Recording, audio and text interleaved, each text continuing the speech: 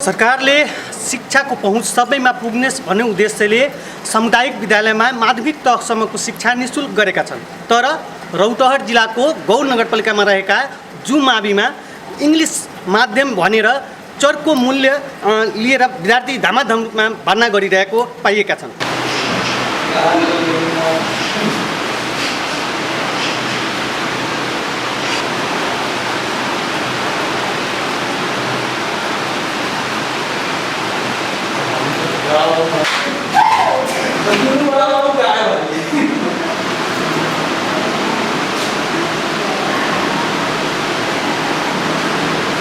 School में निजी boarding खोले चाहिँ आफै खुसी पैसा उठाएर चाहिँ गलत गरिरहेछन् र उनीहरूको पनि त्यसमा गरिब र जनदार विद्यार्थी दलितहरू पर्छन्, उनीहरूको निःशुल्क नलिनु पर्ने।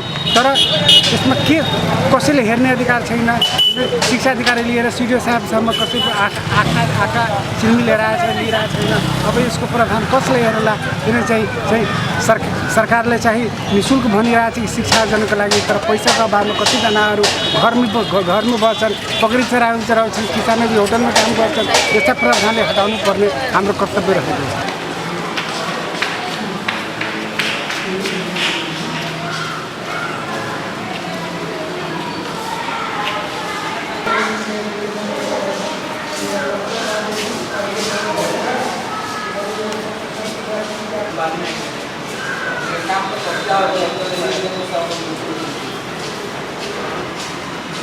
तलबहरू दिइराखेको छ, त्यो टिचरहरूले खाइ नै राखेको छ र त्यसको आडमा जुन यो इङ्ग्लिस मिडियम नेपाली मिडियमहरू भनेर जुन हामीहरूसँग चर्को मूल्यहरू असुल गरिराख्नु भएको छ, त्यो कुराहरू बन्द हुनु पर्यो। किनभने तपाईहरूले के एक्स्ट्रा पढाइदिनुहुन्छ? त्यसमा पढाउने त आखिर हजुरहरू नै हो, टिचरहरू नै हो। नेपाल सरकारले तपाईँलाई तलब दिनै राखेको छ र इङ्ग्लिस मिडियमको नाममा यो नेपाली मिडियमको नाममा यो चाहिँ राम्रो कुरा भएन सर। हजुरहरूसँग रिक्वेस्ट छ हाम्रो कि हामी अभिभावकहरूलाई अनाथा खर्च गराउने प्रयासहरू नगरिदिनुहोस्। हामीलाई हाम्रो बच्चालाई राम्ररी त्यही मिडियममा पढाउनुहोस् जुन मिडियममा पढाइराख्नु भएको छ। यो इङ्ग्लिस मिडियम भनेर, जापानिज मिडियम भनेर, कोरियन मिडियम भनेर यो हामीहरूसँग खर्च सुन्ने काम चाहिँ नगरिदिनुहोस् प्लिज।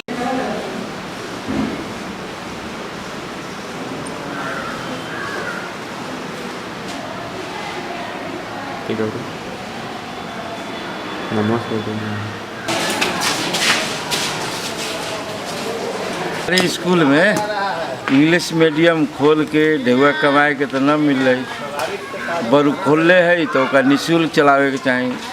नियम से विरुद्ध है, अवरोध है, ठीक बात नहीं हो गया। कहे कि इसमें दरिद्र के छोटा जाति के आदमी तो न पढ़ जाती, अगर पैसा तो है ना, तो ट्यूशन कैसे करती? तो वो तो ठीक बात न हो। निःशुल्क बोर्डिंग करे के चाहिए। आज सरकारी स्कूल के टीचर सब बोर्डिंग में करना ही ठीक बात न हो। नियम से अवरोध है।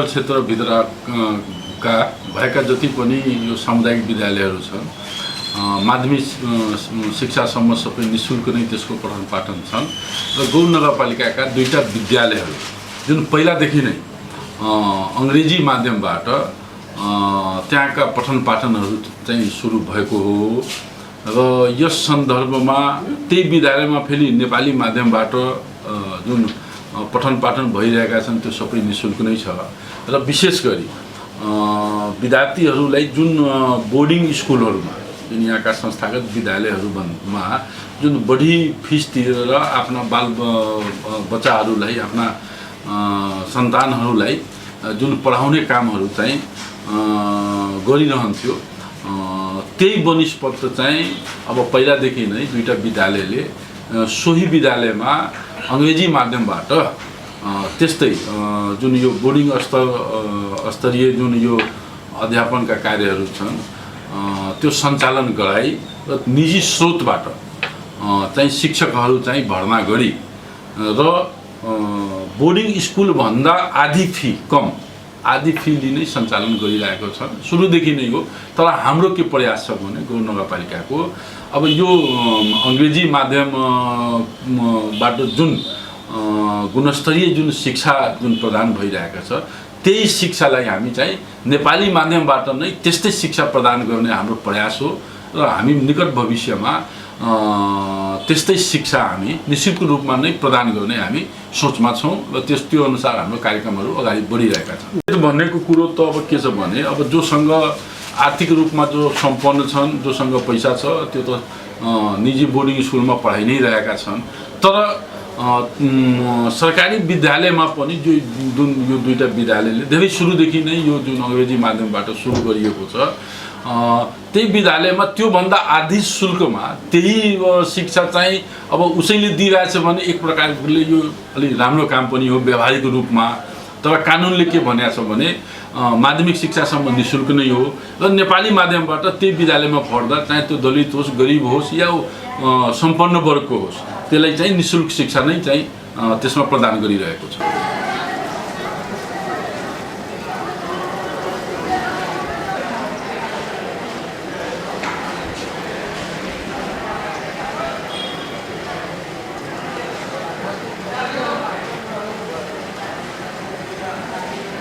हाम्रो इङ्ग्लिस मिडियम भनेको अब निजी स्रोतमा चलाउने विद्यालय होइन, त्यसको लागि सरकारले कुनै हामीले अनुदान दिँदैन। इङ्ग्लिस मिडियमको विद्यार्थीलाई पढाउनको लागि हामीले स्कुलले आफ्नो स्रोतबाट शिक्षकहरू भर्ना गरेको छ, कर्मचारीहरू भर्ना गरेको छ। त्यसको त सबै स्कुलले बेहोर्नुपर्छ। त्यो स्कुलले कहाँबाट ल्याउँछ त? विद्यार्थीहरूलाई इङ्ग्लिस मिडियम भर्ना गरेको छ, त्यसैबाट अलिअलि गरेर शुल्क उठाएर एकदम न्यूनतम खर्चमा तलब उहाँहरूलाई राखेर काम चलाइरहेको छ। यो नेपाल सरकारको कानुन विरोध हो नि? अनि नेपाल सरकारले पनि त तर तापनि गरेकै छ नि, कुनै किसिमको अब्जेक्सन त्यस्तो आएको छैन भने लिएर हुन्छ भनेकै छ। या त सरकारले हामीले अनुदान दिनु पऱ्यो त्यति विद्यार्थी बाबतको, हामीलाई त छैन कि विद्यार्थीसँग लिने दिने भने कुनै छैन। तर हामी त्यति शिक्षा कर्मचारी राखेको छ भने त त्यसको लागि त स्कुलले बेहोर्नु पर्छ, त कहाँबाट ल्याउँछ त्यो स्रोतै त्यही हो। जस्तै अभिभावकहरूले गुनासो गर्दैछन् यो नियम विपरीत हो, धेरै शुल्क लिइरहेछ भनेर अभिभावकहरूले गुनासो गरिरहेछन्, यसमा के भन्नु छ तपाईँलाई? सर हेर्नुहुन्छ भने नि यो हाम्रो आफ्नो स्रोतमा चलाएको त्यो इङ्ग्लिस मिडियम यहीँको अरू स्कुललाई तपाईँले दार्जिनुहुन्छ भने हाम्रो न्यूनतम शुल्क थियो, एकदम न्यूनतमभन्दा न्यूनतम शुल्क। हामीले शिक्षकहरूलाई 20,000 15,000 जति तलब 10,000 जति तलब हामी दिने गरेको छ होइन। त त्यो र कर्मचारीहरूको पनि त्यतिकै तलब भनेपछि त्यो बेहोर्नलाई हामीले त कति छ 500 600 यति त छ नि हाम्रो फी, बढी पनि छैन। अरू स्कुलमा गएन भने नर्सरीको 1,000 जति फी लिन्छ, हाम्रो त त्यो पनि छैन। 1देखि 5 सम्म हामीले निःशुल्कै शिक्षा दिएकै छौँ। अङ्ग्रेजी माध्यमलाई पनि निःशुल्क शिक्षा चाहिँ 1देखि 5 सम्म। 6देखि हाम्रो फी छ 6देखि 10 सम्म, त्यो पनि एकदम न्यूनतम। अहिलेको महँगाइ लिएर अहिलेको समयलाई हेर्दाखेरि त्यो 500-600 पैसा त्यति महँगो जस्तो मलाई लाग्यो। र हामीले 200-300 फी राख्यो भने त हाम्रो मजबुरी हुन्छ हाम्रो शिक्षा कर्मचारीहरूलाई 4,000-5,000 रुपियाँमा राख्नुपर्छ, जुन अहिलेको परिवेशमा एउटा लेबरले पनि दिनहुँ 600 कमाइरहेछ। हामीले त त्यो 150-200मा राख्नुपर्छ, त हाम्रो कसरी स्कुल चल्छ? गुणात्मक शिक्षा पनि त हुँदैन, सबै हामीले हेर्नुपर्छ। हस् त, धन्यवाद।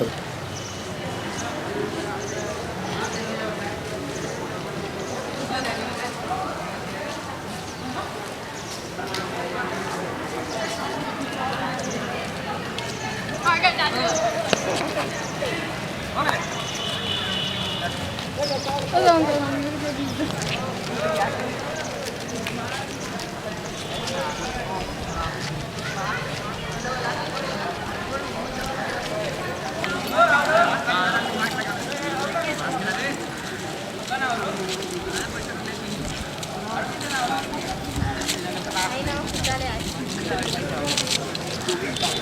यो रौतहटको जुद्धमा जुन विद्यालय छ त्यसमा अवैध वसुली भइरहेको छ, जुन कि शिक्षक ऐनको विकृत छ। यो कार्य एकदम घोर निन्दनीय कार्य हो। यो स्कुलको प्रधान अध्यापकले यो सरकारी स्कुलमा आफ्नो व्यक्तिगत स्वार्थको लागि यो शिक्षाको व्यापार गरिरहेको छ र यसको विपक्षमा हामी सबै विद्यार्थी मिलेर एकजुट भएर यसको विरुद्धमा आवाज उठाउनेछौँ। धन्यवाद।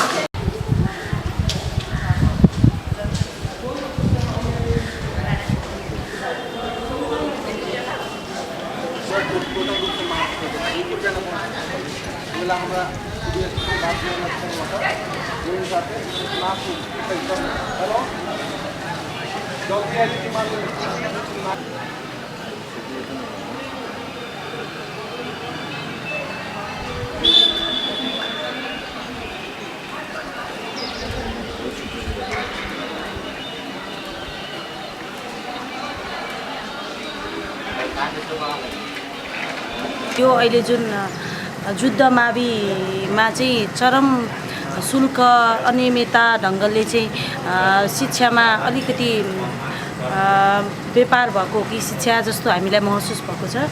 विद्यार्थीको पहुँचले होइन, अभिभावकले, नर्मल परिवारले पनि शिक्षा प्रदान गर्नुपर्छ भनेर हामी यो आवाज उठाइरहँदा अहिले कतै हाम्रा भाइ बहिनीहरू शिक्षाबाटै वञ्चित हुन पर्ने हो कि भन्ने अवस्था आयो कि भन्ने खालको हामीले फिल गरेका छौँ।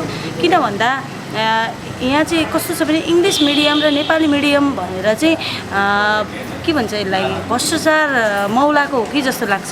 किन भन्दा उसले शिक्षा पाउनु पर्यो फर्स्ट होइन। इङ्ग्लिस र नेपाली मिडियम भन्नुभन्दा पनि पहिला त उसलाई शिक्षाको आवश्यकता छ। कसरी लिने भनेर निःशुल्क शिक्षा चाहिँ नेपाल सरकारले लागू गरेको छ, तर निःशुल्क शिक्षा भनिरहँदा कतै कतै फेरि फी उठाइरहेको। अहिले त यहाँ एकदमै धेरै चरम भ्रष्टाचार भएको हामीले पायौँ होइन। शिक्षा माफियाहरू बढ्दो देखियो। यो चाहिँ अन्त्य हुनुपर्छ भन्ने हाम्रो माग हो होइन। किन भन्दा भाइ बहिनीले सहज रूपमा, हामी विद्यार्थी भाइ बहिनीहरूले र हाम्रा गार्जियनले शिक्षाको पहुँचमा राम्रोसँग पुग्नुपर्छ र शिक्षा हामीले हाम्रो अधिकार हो, हामीले सुनिश्चित पाउनुपर्छ भनेर हामी यो अभियानमा जोडिएका छौँ।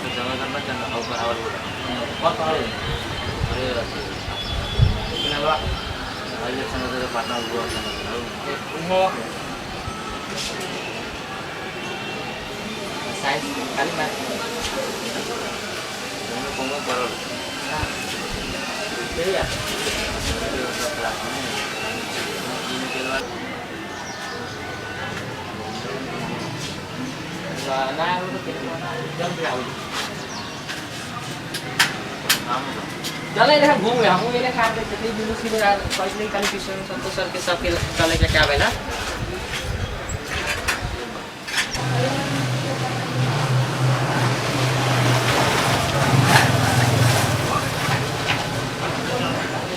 भन्छ। तपाईँ हेर्नु न उहाँको शुल्क के को आधारमा एउटै विद्यालयमा दुई रङको व्यवहार, त्यो किन? इङ्ग्लिस मिडियमको नाममा इङ्ग्लिस मिडियम कसले भन्यो उहाँले इङ्ग्लिस मिडियम सञ्चालन गर्न? कहाँबाट उहाँले इजाजत पत्र प्राप्त गर्नुभएको छ? कसले दियो उहाँलाई? कुन आधारमा उहाँ गर्नुभएको छ? शिक्षा तपाईँ नमान्ने आगो लगाइदिनु न। अस्तिदेखि हामी भन्दैछु यहाँको प्रधानाध्यापकलाई, तपाईँ शिक्षालाई लगेर बाटोमा आगो लगाइदिनुहोस्, हामी केही बोल्दैनौँ, चुप्प लागेर बस्छौँ। तपाईँ जलाउनु पऱ्यो तपाईँले शिक्षायन। तपाईँ शिक्षायनको मात्रा नबस्ने के हो? तपाईँको देशमा होइन र? कुन आधारमा तपाईँले शुल्क लिनुपर्छ? के को आधारमा? कसले भने तपाईँले शुल्क लिनको लागि? त्यो पनि तपाईँको मुह महँगा शुल्क। जब सरकारले भनिसकेको छ निःशुल्क शिक्षा, निःशुल्क शिक्षा, सरकारको नीति के छ? विद्यालय ल्याउँ सिकाउ र टिकाउ अभियानमा सबैको लागि आधारभूत शिक्षा, निःशुल्क शिक्षा। सरकारले जब यो नारा निकालेको छ भने तपाईँहरू कुन आधारमा शुल्क लिइरहनु भएको छ? इङ्ग्लिस मिडियम, इङ्ग्लिस मिडियम के हो इङ्ग्लिस मिडियम? तपाईँ सक्नुहुन्छ भने विद्यालयले इङ्ग्लिस मिडियम पढाउनु न पुरा। तपाईँले सुविधा लिनु पऱ्यो सरकारसँग भने इङ्ग्लिस मिडियमको विद्यार्थीलाई जोड्ने सुविधा लिनुपर्छ। इङ्ग्लिस मिडियमको विद्यार्थीलाई लिनुभएको छ कि छैन? पाठ्य पुस्तकको सुविधा लिनु भएको छ तपाईँले, खजा भाता सुविधा लिनुपर्छ तपाईँले। अनि फेरि त्यही विद्यार्थीसँग तपाईँले प्राइभेट बोर्डिङ चलाउने। यहाँ यत्रो भवनको कतिको भाडा लाग्छ तपाईँ मूल्याङ्कन गर्नुहोस् तपाईँ आफै। यो भाडाको शुल्क बताउनुपर्छ यहाँको प्रधानाध्यापकले। अरू के गर्नुपर्छ? यो यत्रो भाडाको तपाईँ शुल्क जोड्नु न, वर्षको कति शुल्क लिन्छ र? दुई छोरीको व्यवहार एउटै विद्यालयमा, Nepali medium English medium. Medium कहाँबाट निकाल्नु भयो तपाईँले? कसले दियो तपाईँले मिडियम निकाल्नको लागि? एउटै विद्यालय दुई रङको विद्यार्थी। तपाईँ हेर्नु न नेपाली मिडियमको विद्यार्थीको सङ्ख्या कति छ? यहाँको कुनै सरसँग सुन्नु त तपाईँ कति छ विद्यार्थी सङ्ख्या? हामीलाई थाहा भएको अनुसार जम्मा 300 छ। अनि इङ्ग्लिस मिडियमको 600। तपाईँले बढी जहाँ फाइदा भइरहेछ तपाईँलाई त्यहाँ 600 भयो। अहिले तपाईँले जहाँ फाइदा भएन त्यो 300मा झारिदिनु भयो। तपाईँले स्कुलै तपाईँले बेच्न सन्दर्भमा लागिरहनु पर्छ त। अब त हामीलाई यो शङ्का लाग्न थाल्यो कि जग्गा बेच्नुभएको छ कि छैन स्कुललाई। स्कुलमा निजी बोर्डिङहरू खोलेर चाहिँ आफै खुसी पैसा उठाएर चाहिँ गलत गरिरहेछन् र उनीहरूको पनि त्यसमा गरिब र जनदार विद्यार्थी दलितहरू पर्छन्, उनीहरूको निःशुल्क नलिनुपर्ने। तर यसमा के कसैले हेर्ने अधिकार छैन। शिक्षा अधिकारी लिएर सिडिओ साहबसम्म कसैको आँखा चिल्मी लिइरहेको छैन। अब यसको प्रावधान कसले हेर्ला? किन चाहिँ सरकारले चाहिँ निःशुल्क भनिरहेको छ शिक्षा आर्जनको लागि, तर पैसाको अभावमा कतिजनाहरू घरमा बस्छन्, पकडी चराउँछन्, किसानहरू होटलमा काम गर्छन्। यस्ता प्रावधानले हटाउनु पर्ने हाम्रो कर्तव्य रहेको छ। तलबहरू दिइराखेको छ, त्यो टिचरहरूले खाइ नै राखेको छ र त्यसको आडमा जुन यो इङ्ग्लिस मिडियम नेपाली मिडियमहरू भनेर जुन हामीहरूसँग चर्को मूल्यहरू असुल गरिराख्नु भएको छ, त्यो कुराहरू बन्द हुनु पर्यो। किनभने तपाईँहरूले के एक्स्ट्रा पढाइदिनुहुन्छ? त्यसमा पढाउने त आखिर हजुरहरू नै हो, टिचरहरू नै हो। नेपाल सरकारले तपाईँले तलब दिइ नै राखेको छ र इङ्ग्लिस मिडियमको नाममा यो नेपाली मिडियमको नाममा यो चाहिँ राम्रो कुरा भएन सर। हजुरहरूसँग रिक्वेस्ट छ हाम्रो कि हामी अभिभावकहरूलाई अनाथा खर्च गराउने प्रयासहरू नगरिदिनुहोस्। हामीलाई हाम्रो बच्चालाई राम्ररी त्यही मिडियममा पढाउनुहोस् जुन मिडियममा पढाइराख्नु भएको छ। यो इङ्ग्लिस मिडियम भनेर, जापानिज मिडियम भनेर, कोरियन मिडियम भनेर यो हामीहरूसँग खर्च सुन्ने काम चाहिँ नगरिदिनुहोस् प्लिज। स्कूल में इंग्लिश मीडियम खोल के ढेउआ कमाए के तो न मिल रही, बरु खोलले है तो निःशुल्क चलावे के चाहिए। नियम से विरुद्ध है, अवरोध है, ठीक बात नहीं हो गया। कहे कि इसमें दरिद्र के छोटा जाति के आदमी तो न पढ़ जाती, अगर पैसा तो है ना, तो ट्यूशन कैसे करती? तो वो तो ठीक बात न भेलै। निःशुल्क बोर्डिंग करे के चाहिए। आज सरकारी स्कूल के टीचर सब बोर्डिंग में करना ही ठीक बात न भेलै। नियम से अवरोध है।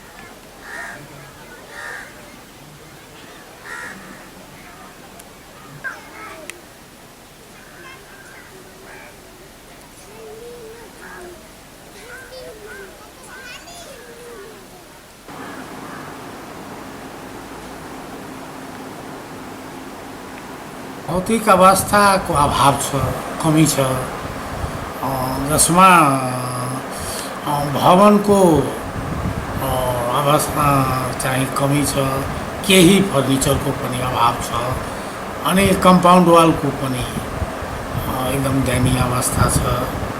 तपाईँको चर्पीहरूको पनि अवस्था दयनीय भएर गएको छ। धाराको अवस्थालाई पनि दयनीय बनाइदिएको छ। यस्तो अवस्था चाहिँ विद्यालयको भौतिकको अवस्था रहेको छ। स्थानीय सरकारको विगतका वर्षहरूभन्दा 76-77 देखि निकै राम्रो देखिन्छ। हेराइमा विद्यालयको आवश्यकता त्रुटिको बारेमा जानकारी गराउँदा उहाँले यसपालिको बजेटमा रकमहरू पनि पारिदिनु भएको छ। अनि समस्या भवनको बारेमा देखाउँदा पनि 2 कोठे चदरावाला ब्लकको पनि पारिदिनु भएको छ। त्यसमा मासिक रूपमा हामी खाना पाएका छैनौँ। विगतका वर्ष झैँ यसपालि पनि चौमासिक निकासा नै पाउनेछौँ। अनि रह्यो तलबको कुरा, केही त्रुटिपूर्ण अब खै अब गाउँपालिकाको हो कि कहाँको हो त्रुटि अहिलेसम्म। तलब अब हाम्रो त के छ, यो चौमासीको परम्परा नै बनिसकेको छ। अहिलेसम्म अब त्यसैबाट मिलाइजुलाई गरेर हामी घर परिवार थेगिनेर चलाउने गर्छौँ। समस्या केही भए पनि साथीहरूबाट छरछिमेकीबाट आदान प्रदान गरेर हामी व्यवहार मिलाएका छौँ। यसमा सहयोगको धेरै खाँचो छ। गाउँपालिकाले सहयोग गर्यो भने यो विद्यालयको कायापलट हुन्छ। अब सानातिना सङ्घ संस्थाले 10,000 5,000 कोही सहयोग गरेर कोही सानातिना काम सहयोग गरेर विद्यालयको चाहिँ प्रगति र उन्नति त्यति चाँडो सम्भव देख्दैन। गाउँ विकासले गाउँपालिकाले हेरिदियो भने समयमा बजेट निकासा गरिदियो भने पारिदिनु भयो भने चाँडै नै उन्नति विकास हुन्छ भन्ने मलाई लाग्छ। विद्यार्थीहरू अलि कम्पाउन्ड वाल नभएर खुलापन भएको, विद्यार्थीहरूको ध्यान चाहिँ चारैपट्टि अध्यापनको क्रममा पनि गएको, गाउँलेहरूले पनि अथवा कुनै मानिस पनि बाटो हिँड्दा ओर्दा जतिखेर पनि मन लागे भित्र आउने बाहिर जाने, केही मनमा लागेका कुरा बाटोघाटोमा बोल्दै जाने, त्यस कारणले बच्चाहरूको अध्यापन कार्यमा प्रभाव त केही न केही निश्चित रूपमै परेको छ। कम्पाउन्डको लगभग 4थो वर्षमा प्रवेश वडा कार्यालयले गरिसक्नु भएको छ। आजसम्म गाउँ वडा कार्यालयबाट हामी कुनै पनि किसिमको सहयोग विद्यालयले प्राप्त गरेको छैन।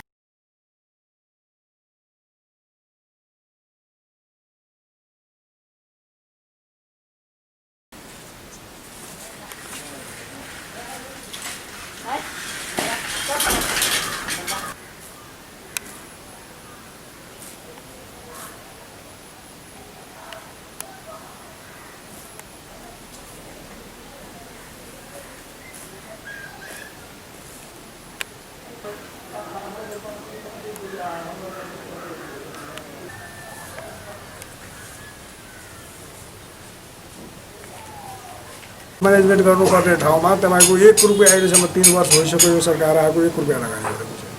हामीले बार भन्दै आएका छौँ कि त्यो जस्ताको ट्रस्टहरूलाई हटाएर आरसीसी ढलानवाला 1-2वटा रुख तलमाथि गरेर बनाइदियो भने जम्मैलाई पुग्ने वातावरण बन्छ। बच्चाहरू छुट्टै कोठामा बसेर पढ्न सजिलो हुन्छ। उनीहरूको भनौँ न एउटा इन्भाइरोमेन्ट क्रिएट हुन्छ। अब त्यहाँ गाउँमा यसो बढी घाम लाग्यो, पानी पर्यो, ठुलो पानी पर्यो, जबै गाउँको त्यहाँ अझै पनि त्यो यो स्कुलमा अहिले तपाईँको भैँसी ल्याएर बाँध्ने काम अझै भइरहेको छ। तपाईँ जानुहोस् त्यसको अझै पनि त्यहाँ हेर्नुहोस् गोबरको टाटोहरू त्यतिकै देखिन्छ। भैँसीको गोबर अझै पनि छ त्यहाँ। भौतिक व्यवस्थापन गर्नको लागि तपाईँको गाउँपालिकाले अहिले शिक्षामा लगानी गर्नुपर्ने उसको काम छ नि। तपाईँको देओस् न 10-20-50 लाख रुपियाँ बजेट, त्यहाँ बिल्डिङ आरसीसी बिल्डिङ बनाइदिनुहोस्। अब त्यो घर भएपछि न तपाईँको अब इलेक्ट्रोनिक अहिले तपाईँको लाइब्रेरीसँग जोड्नु पऱ्यो, इमेल इन्टरनेटसँग विद्यार्थीलाई जोड्नु पऱ्यो। अहिलेको युगमा नेट इन्टरनेट छैन भने त्यो के हुन्छ? अहिले त दुनियाँको मार्केटसँग विद्यार्थी कम्पिट गर्नुपर्ने ठाउँमा यहाँ अब यो कहिले विद्यार्थीले कम्प्युटर ल्यापटप नदेखेको मान्छे अब कसरी सक्छ? त्यहाँ त्यो हिसाब पालन गर्नु पऱ्यो नि। अब त्यो व्यवस्था गर्नु पऱ्यो। त्यसको लागि त भाइ पैसै चाहिन्छ। म्यानेजमेन्ट दह्रो हुनु पऱ्यो, पैसा अलिकति बजेट गाउँपालिकाले अथोरिटी बुझ्नु पऱ्यो। अब गाउँपालिकाको अहिले पनि मानसिकता छ सबै मान्छे पढेकै छ, सबै किन पढ्नु पऱ्यो, सबै अब यस्तो समस्या चाहिन्छ। जबकि यो पार्टीहरूको पनि व्यवस्था छैन। अब त झन् सेतो पार्टीहरू हुनुपर्ने ठाउँमा कालो पार्टीको पनि व्यवस्था छ। बडा एकदमै दयनीय अवस्था छ। यहाँ विद्यार्थीहरूको भविष्य अन्धकारमा छ। यहाँको बच्चाहरू अहिले पनि यो गाउँमा हेर्नुहोस् बच्चाहरू त्यतिकै बढालिरहेको छ। अहिले त झन् कोरोना बनेको यो विद्यालय प्रावि हुँदै 3 क्लाससम्म थियो, 5 अहिलेसम्म कक्षा 8सम्म नियमित सञ्चालन भइरहेको छ। तर पनि यसको आफ्नो तपाईँको हेर्नुहोस् त्यहाँ 8वटा कक्षा सञ्चालन हुनुपर्नेमा एउटा शिशु क्लास, 9वटा क्लास हुनुपर्ने, एउटा कार्यालय हुनुपर्ने, एउटा स्टोरहरू सरसामानहरू टुटो राख्नलाई हुनुपर्ने। अझै पनि त्यो स्कुलमा तपाईँको सबै विद्यार्थी छुट्टै क्लासमा बस्ने गरी बसेर पढ्ने गरी वातावरण बन्न सकेको छ। शिशु क्लासको लागि कक्षा कोठा छैन।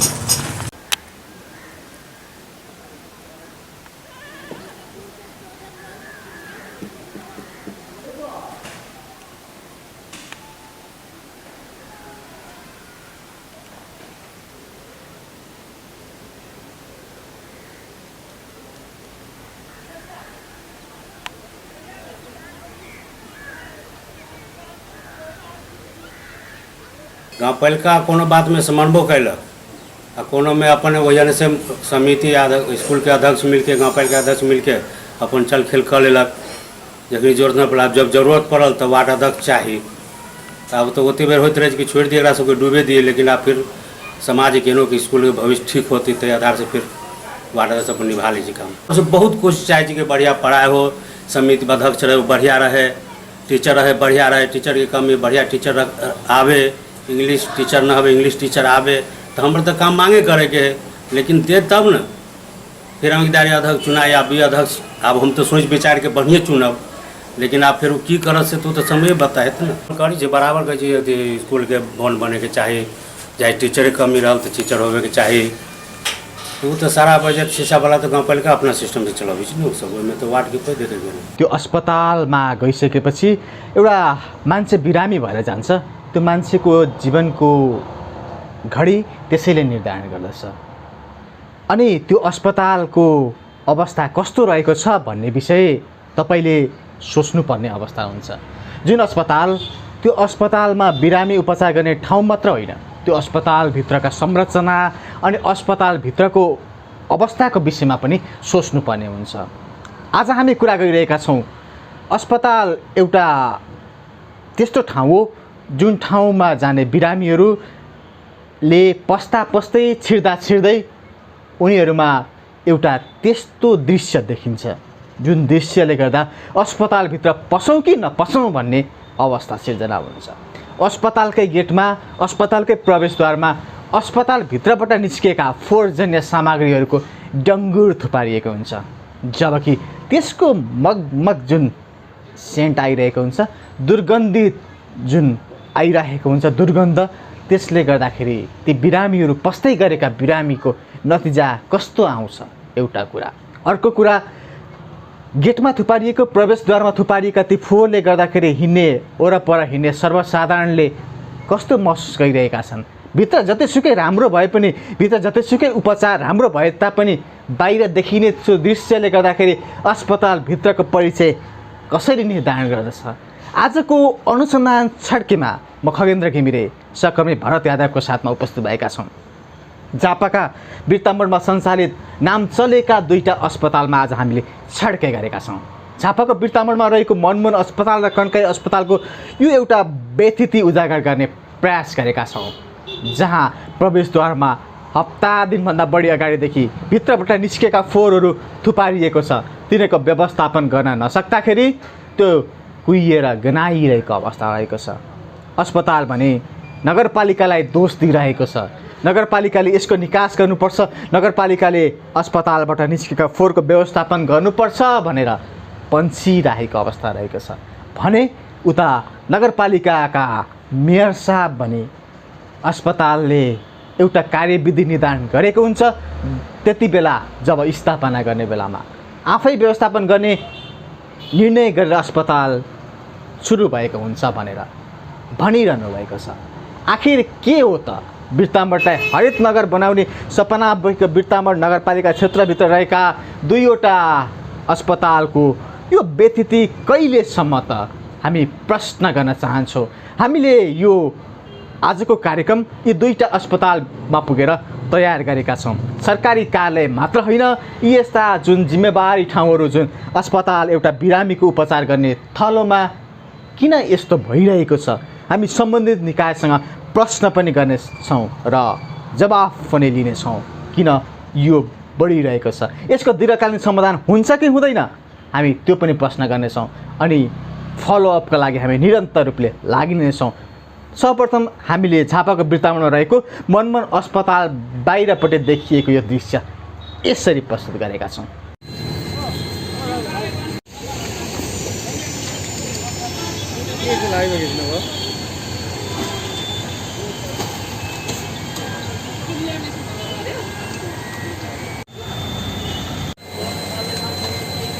राम्रो कुरो होइन र तपाईँहरूले फोहोरलाई व्यवस्थापन गर्दै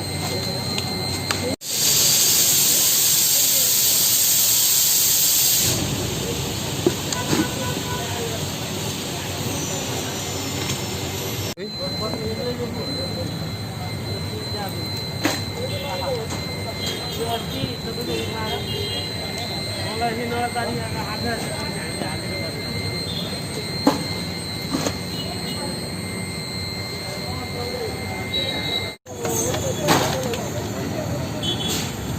के थियो भने अलिअलि त्यो प्लास्टिकका पानीका बोतलहरू जान्थे तपाईँलाई मैले हो पुरो सोध्यो होला त्यहाँ जान्छ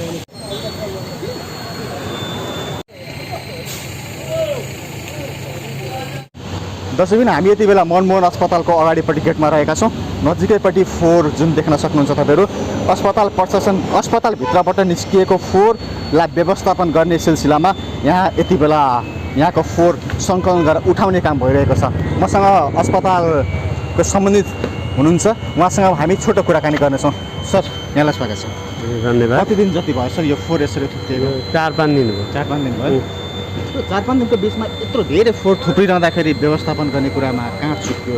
होइन, हामीले त यस्तो छ नि, हामीले फाल्ने हामीसँग ठाउँ छ होइन, हामीले तल हाम्रो ठाउँमा लगेर गाड्ने गरिरहेको थियौँ। तर यो के भयो त भन्दा हामीसँग नगरपालिकाले ट्र्याक्टर नगरपालिकाको आफ्नै फोहोर बढी भएर हामीसँग फाल्ने साधन नभएकोले रहेको मात्र। जब हामी अहिले पनि यो फोहोर उठाइरहँदाखेरि दुर्गन्ध आइरहेको छ होइन। यो 4-5 दिनको बिचमा यसरी सङ्कलन गरेर यसरी थुपाइरहँदाखेरि त यसले त प्रत्यक्ष रूपले असर पुगेको देखियो नि त सर। होइन, अब नगरपालिकाकै कुनै डस्टबिन डम्पिङ साइडै नभएर नगरपालिका डम्पिङ साइड नहुँदाको अवस्थामा अस्पतालको फोहोर उठ्न सक्दैन। होइन, गाह्रो छ नि त। हाम्रो जनताले त्यहाँ दिनुहुन्न। त्यहाँ पनि हामीले फाल्ने ठाउँमा पनि हामीले थोरै फाल्नुपर्छ, त्यहाँ पनि डिस्टर्ब हुन्छ। त्यसले गर्दा सुन 5 दिनको बिचमा यसरी फोहोर तपाईँले उठाउनु भएको छ। अब फेरि 5 दिन पछाडि यति नै फोहोर त होला नि यहाँ हुन्छ होइन। त्यसलाई थप व्यवस्थापन गर्नको लागि अब त्यो चाहिँ नगरपालिकाले पनि गर्छु भनेको छ। यदि त्यो ठाउँ भएन भने फेरि हामीले त्यही लगेर खनेर काट्नुपर्ने हुन्छ। हाम्रो उपाय कुनै छैन। जस्तै मनमोहन अस्पतालको अगाडिपट्टिको फोहोर यो अहिलेको मात्र समस्या होइन होइन, लामो समय अगाडिदेखिको समस्या हो। हामीले देख्दै पनि आएका हौँ। यसलाई दीर्घकालीन समाधान गर्नको लागि चाहिँ किन चासो देख्यो? व्यवस्थापनले गरिरहेछ। सुन्नुहोस्, पहिलो कुरा त ठाउँको अभाव, जहाँसुकै फाल्न दिनुहुन्न काहीँ हुँदा पनि होइन। अब सम्बन्धित निकायले डम्पिङ साइट देखाइदिँदा मात्रै सही हुन्छ। एउटा अस्पतालले मात्रै लगेर चाहिँ डम्पिङ गर्न दिँदैन नि त। तपाईँहरू जस्तै अस्पताल प्रशासनले नगरपालिकासँग यो यसको निकासका लागि दीर्घकालीन निकासका लागि एकदम गरिरहेछ। यहाँ हस्पिटलकै व्यवस्थापन समितिको सदस्य चाहिँ सम्मिलित भएको एउटा कन्काई हो, फोहोर विसर्जन केन्द्र बन्दैछ। अब त्यसले चाहिँ एकदम चाँडो नै यो फोहोरहरू व्यवस्थापन गर्ने कुरा भएको छ। अस्पतालबाट बिरामीलाई प्रत्यक्ष असर पुग्ने त यो एउटा कारक पनि हो। सर, धन्यवाद।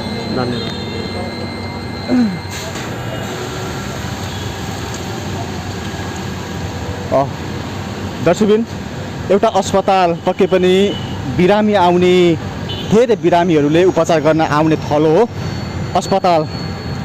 तर अस्पतालमा हप्ता दिनसम्म 5 दिनसम्म फोहोर जसरी थुपारिन्छ, यो फोहोर थुपारिएको दुर्गन्धले गर्दाखेरि प्रत्यक्ष रूपले असर पुगिरहेको छ। हामीले यहाँ आएर रिपोर्टिङ गरिरहँदाखेरि पनि अस्पताल प्रशासनले हामीलाई दिएको जानकारी अनुसार 5 दिनको बिचमा उठाइएको फोहोरको यो थुप्रो हो। नगरपालिकाले व्यवस्थापन पक्षमा ध्यान नदिएको हो भनेर उहाँले बताइरहनु भएको छ। यो समस्या दीर्घकालीन हो, धेरै अगाडिदेखिको समस्या हो। एउटा हरित नगर भनेर मानिएको बिर्तामोड नगरपालिका क्षेत्र अस्पताल जुन मनमोहन अस्पतालकै गेटमा यसरी फोहोर थुपारिरहँदाखेरि यसको प्रत्यक्ष असर पुगिरहेको छ। सम्बन्धित निकाय कहाँ चुकिरहेको छ? यसका दीर्घकालीन व्यवस्थापनका लागि यसरी चुकिरहने हो भने बिरामीले गेटबाट छिरिरहँदाखेरि के महसुस गर्ने? बिरामीले गेटबाट उपचारका लागि यति बेला मनमोहनमा उपचारका लागि आउनुभएको छ। हजुर, गेटमै फोहोरको डङ्गुल चुकिरहेको छ। हजुर, यसले गर्दा प्रत्यक्ष रूपले बिरामीलाई कतिको असर पुगिरहेको छ? होइन, मानसिक रूपले पनि यसले अप्ठ्यारो पार्छ। फोहोर यति धेरै यहाँ रहेछ भन्ने हुन्छ, मलाई नै पनि यहाँ अप्ठ्यारो लागिरहेछ।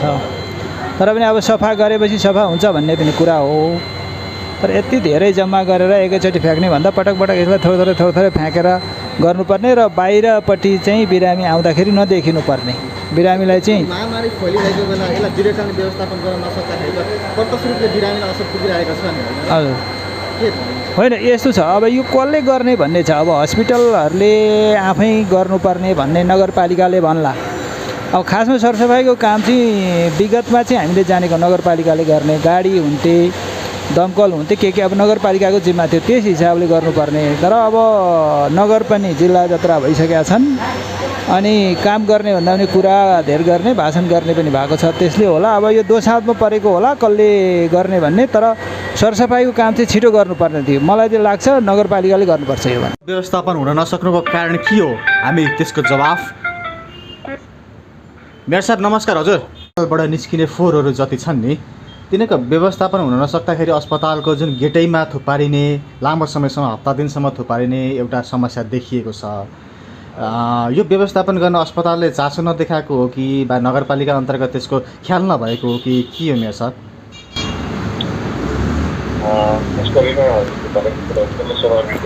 हजुर। तर अब अस्ति हामीहरूको चाहिँ त्यो लाइट पनि कहीँ कसरी नदिएर हामी ठुलो समस्यामा चाहिँ अहिले त्यो एकदम हामी व्यवस्थापन गरेका छौँ। हजुर। अस्ति हजुरले देखेको जस्तो चाहिँ अहिले फोहोर साइड सफा भइसक्यो होइन। हजुर। अनि अहिले दसैँ भनेर अझै हामीले बढी सफाइ अभियानमा पनि लागेका छौँ। मेन रोडमा मात्रै होइन टोल पनि सफा गराउँदैछौँ अझै होइन। अनि अर्को कुरा के हो भन्दा यो जुन अस्पतालको मैला छ नि, जति पनि वेस्ट छ नि, त्यो चाहिँ उहाँहरूले लाइसेन्स पाउँदाखेरि जस्तो पेट्रोल पम्पले सार्वजनिक शौचालय खोल्छु भनेपछि पाउँछ होइन।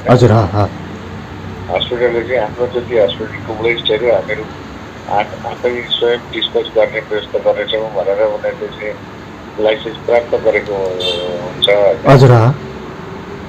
त्यस कारण उहाँहरूले चाहिँ कसैलाई 50,000, 60,000, 1,00,000, 1.5 लाखमा महिनाभरि ठेक्का दिनु हुँदो रहेछ। अनि राति 12 बजीदेखि ती ठेकेदारहरूले ट्र्याक्टरमा लगेर हाले अनि उर्तिर फर्तिर लगेर बाटोमा फ्याँकिदिने काम गरेको रहेछ। त्यसलाई पनि अहिले हामीले डिसाइड गरेका छौँ। र अब हामीले चाहिँ यो चाहिँ खास गरेर नगरपालिकाले आफै गरिराखेको अवस्था हो। जस्तै मेयर साहब, जस्तै नगरपालिकाले आफ्नो मातहतमा लिएर तिनीहरूलाई त्यहाँबाट निस्केका फोहोरलाई व्यवस्थापन गर्न सक्छ कि सक्दैन? मैले भनिसक्न पाइनँ। हजुर सर। अनि त्यो चाहिँ कस्तो थियो भने त्यो नगरपालिकाले आफै म्यान पावर लगाएर अहिलेसम्म गरेको थियो। तर संसारको कुनै ठाउँमा पनि नगरपालिकाले आफूले सफा गरेर फोहोर मैला सफा हुँदैन होइन। त्यो चाहिँ वेस्ट म्यानेजमेन्ट कम्पनीले सफा गर्ने गर्छ संसारको जुनसुकै ठाउँको त्यो सिद्धान्त छ। अनि अहिले हामीले त्यो कार्यविधि बढाइदिएका छौँ। दुईवटा नगरपालिकामा आजसम्म वेस्ट म्यानेजमेन्टको फोहोर मैला शुल्क पनि हामीले लिएका छैनौँ। अनि अब चाहिँ हामीले त्यो वेस्ट म्यानेजमेन्ट कम्पनी आह्वान गरेका छौँ। अब त्यो कम्पनी आइसके पछाडि चाहिँ हामी त्यो स्कुल अनि सुपर मार्केट अनि हजुरको हस्पिटल कुनै फोहोर पनि कुनै एमएफ व्यक्तिलाई दिन पाइने छैन। नगरपालिकाको एजेन्टिक वेस्ट म्यानेजमेन्ट कम्पनीलाई मात्रै दिनका लागि अनुरोध गरिन्छ भने हामीले प्रचार गरेपछि चाहिँ अनि यो जताभावी फ्याँक्ने काम बन्द हुन्छ होला। जस्तै अहिले ठ्याक्कै बिर्तामोडका नाम चलेका अस्पतालहरू मनमोहन, कन्काई लगायतका अस्पतालको गेटमै करिबन धेरै मात्रामा फोहोरहरू थुपारिएको देखिएको छ। हामीले रिपोर्टिङको क्रममा त्यो पनि देखेका छौँ मेयर साहब होइन।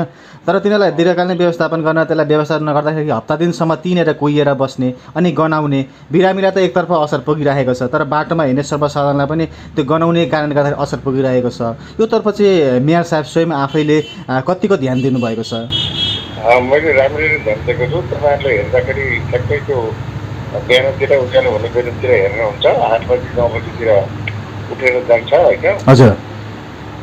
तर अब हामीले खोजी गरेको भने चाहिँ बिहानै खोज्नु छ। बिहान त त्यो हाम्रो घरमै पनि कोठा पनि फोहोर हुन्छन्, किचन पनि फोहोर हुन्छ, आँगन पनि हिजो दिनभरि त झोलो मैलाले फोहोर हुन्छ। अनि बिहान 7-8 बजीसम्म सबैतिर सफा गरिन्छ नि।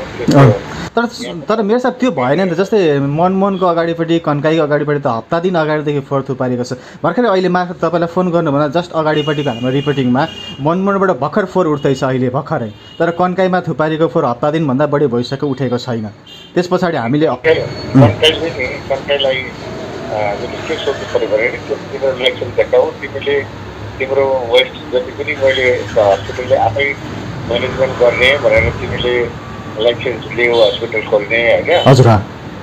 यो फोहोर चाहिँ तिमीले किन थुपारेका छौ भनेर उसलाई सोध्नु पर्यो होइन। अब मैले अघि हजुरलाई भने यिनीहरूले चाहिँ त्यस्तै कम्पनी कसलाई यो गाउँको केटाहरूलाई 3 लाख अनि महिनाको 50,000, 1 लाख पैसा दिन्छन्। अब तिनीहरूले चाहिँ राति गएर मौका परेपछि लगेर त्यो कमेन्ट अलिक घर नभएको बाटोतिर लगेर खराइदिएर भाग्छौँ होइन। हामीले 10-15वटा ट्र्याक्टर लगेर 25,000सम्म फिट गरिकन गरिसक्यौँ होइन। त्यो कुरा हो। अनि त्यसको अन्तिम विकल्प के हो भन्दाखेरि नगरपालिकाले एउटा कार्यविधि बनाएर सुन्ने पैसा यति पैसा तिर्ने र भोटबाटले चाहिँ सबै नगरपालिकाको एथेन्टिक वेस्ट म्यानेजमेन्ट कम्पनीलाई दिने भनेर अहिले चाहिँ हामीले चाहिँ सुरु गरेका छौँ। मेयर साहब, जस्तै अब तपाईँले जुन नारा लिएर एउटा निर्वाचनको समयमा जित्नु पनि भयो, यो वीरताम्बरलाई सफा सहर बनाउँछु भन्ने अभिलाषा साथ काम पनि भएका छन्, नभएका पनि होइनन्। तर अबको बाँकी रहेका 2 वर्षभित्रमा जुन यो व्यवस्थापन गर्नुपर्ने दायित्व रहेका छन्, यी अवश्य पुरा हुन्छन् कि बा यत्तिकै अधुरो रहन्छन्?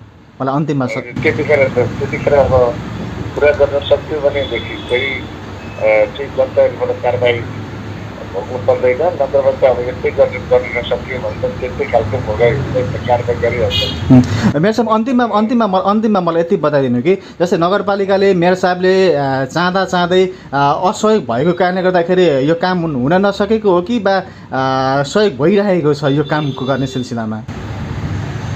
होइन, त्यो त असहयोग स्वाभाविक रूपै त्यो असहयोग भएकै कारणले गर्दाखेरि यो नभएको हो होइन। हजुर।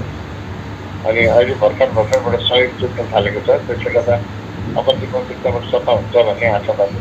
हुन्छ मेयर साहब, समयको लागि यहाँलाई धेरै धेरै धन्यवाद। एउटा बिरामीलाई हप्ता दिनसम्म उपचार गर्ने बहाना बनाएर लाखौँ रुपियाँ असुल्ने मात्र होइन, अब अस्पतालभित्रका आफ्ना समस्याहरू पनि के रहेका छन् भनेर पहिचान गर्नुपर्ने अवस्था देखिन्छ। यी यस्ता अस्पतालका यी दृश्यले गर्दाखेरि छलङ्ग भएको छ। अस्पताल आफ्नो परिचय यदि राम्रो देखाउन चाहन्छ भने अस्पतालभित्रका समस्या समाधान गर्न पनि जोड दिनुपर्ने देखिन्छ।